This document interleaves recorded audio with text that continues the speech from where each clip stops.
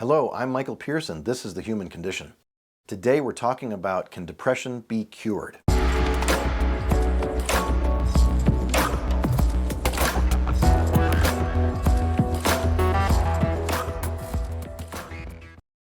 Well, cure is a very loaded word. In the United States, there's a legal injunction against using the word, diagnose, treat, cure, prevent any disease, unless you're the medical profession and you have gone through a validation process of evidence and proof that is approved by the FDA.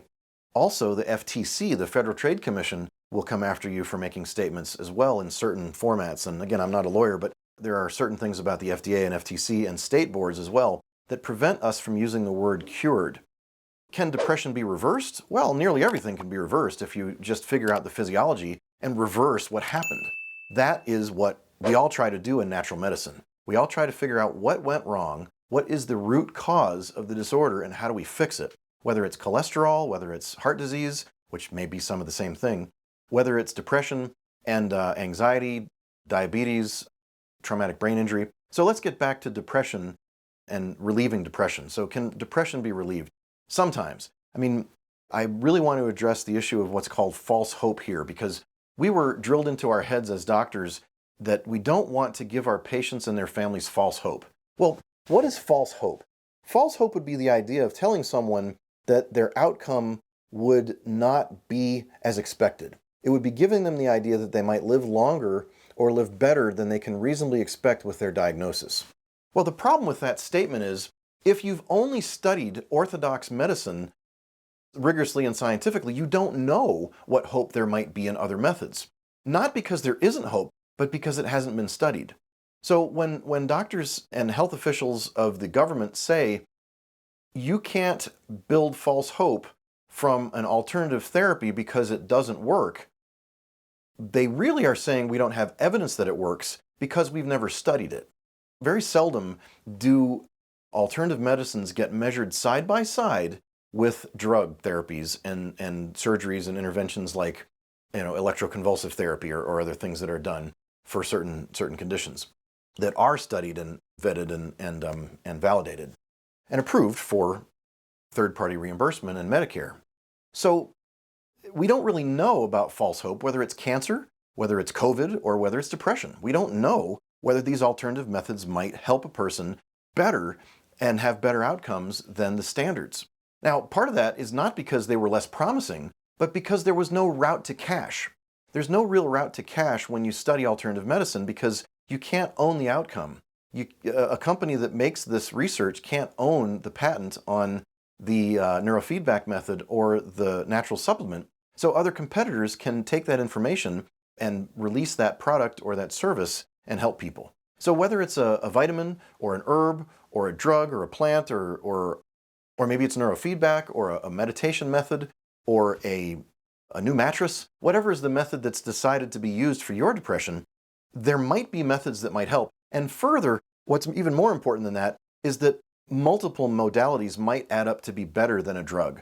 So we might be able to say that yes, this particular drug that's approved for depression in the United States has a certain outcome, but we don't know that combining 15 other methods that are alternative might not be better than using that drug, because we haven't done the studies, because there isn't a road to profit, not because they aren't promising, and not because they don't have scientific basis, but because they don't have the funding. Now, the funding is a real problem because the way that drug approval and intervention therapy approval is set up in the United States is set up to favor the rich, not rich people, but the rich companies. It's favored to set up a rich company because it costs about $800 to $900 million, nearly $1 billion to get a drug approved in the United States. Not all drugs, but certainly there are orphan drugs and other ways that drugs can be approved for less. But most of the time, drugs for big conditions require a very expensive pathway, and that was by design. That happened in 1910 and started in 1910 and progressed through around 1920 and continuing into the 1930s and 40s and 50s, where the industry began to say, we want to block out other competitors so that only the big fish can get drugs and medical devices approved. So that puts us as a culture behind the eight ball if we wanted a less expensive or more natural method, because there's no way to get it approved and pay for it, and there's no route to profit for the companies that would need it. So if we want to remove that need for profit, we have to change the rules. So we've got to go back and change the rules of the FDA, the FTC, and the state boards to be able to say what constitutes something that could be approved for treatment and third-party payment. And that's probably going to be cost-benefit analysis, and it's probably going to be risk-benefit analysis, because the risk is low and the cost is low of these things. And that doesn't happen in the world of drugs. Cost is high and the risk is high. So let's get back to, can depression actually be cured, and how might you do it? Well, if a person was going to work on depression and try to reverse it, because you can't cure it. If you're going to reverse or correct or restore a person's brain with depression, you've got to look at the chemistry. You've got to look at serotonin receptors, but most important is not just serotonin receptors. It's looking at the other receptors. Norepinephrine is important. Oxytocin is important. The pathways for dopamine are important, and for GABA. And then, of course, looking at thyroid. You've got to examine male and female hormones and cortisol and DHEA, which are the stress hormones. Then you might want to look at the brain's electrical components. You need to look at the components of EEG and ERP. You'd like to take pictures of the brain and get QEEG maps, which are maps that show the brain's function, and compare them to normal people. You'd also want to be able to do a psychological assessment, which I don't do. You'd want to have a psychological assessment to see if there are factors that might be emotional or developmental. And then further, you might want to look at the integrity of the spine and the cranium. Chiropractors are very good at assessing how the spine's alignment and function and range of motion is, and quality of neural impulses, as well as thermography and both afferent and efferent, which are signals that go up and signals that go down from the brain. You think of them as motor or sensory. And then also the cranium. There are chiropractors and osteopaths that work on the cranial bones and make sure that the cranial bones are working properly, and that the brain and spine can allow proper drainage of lymph of the head and face and brain, which is called the glymphatic system. The lymphatic system of the brain is called the glymphatic system, and it drains everything from the microtubules inside neural cells, which have tiny little ions and water moving through them, to larger molecules like enzymes, and then ultimately the actual circulation, microcirculation of the water outside the extracellular fluid, outside the cells of the brain.